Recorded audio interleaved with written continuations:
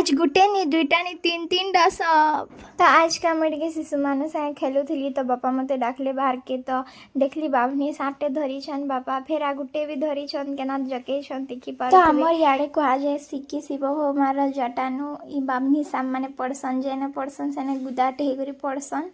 तो शायद लागू छे हमर बाहर ने भी पड़ी छन। तो दुईटा सांप लगातार बाहर छन विश्वास नहीं हवा दुईटा सांप लगातार बाहर लेनो बोली कर हे सांप गिरा बाल्टी ने भी बाहरी जोथिले बेले फिर ताके खाबलु बाल्टी के आ कड़े तरसरे ताकु नेलु पड़ी हाबड़ी करी फिर बापा ताकु नेले आउ बाहर एंता छाड़ी देले कांजी कि हमें सांप नहीं मारू।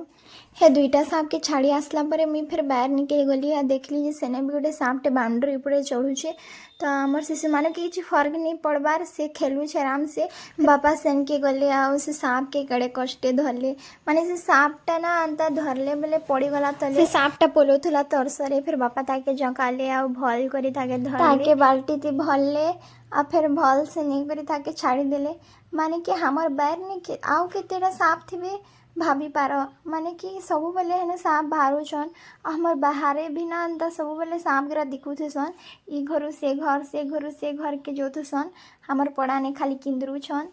तो आज लगी हेत की तिला फेरी भेट पड़मा तब तक के लिए बाय बाय।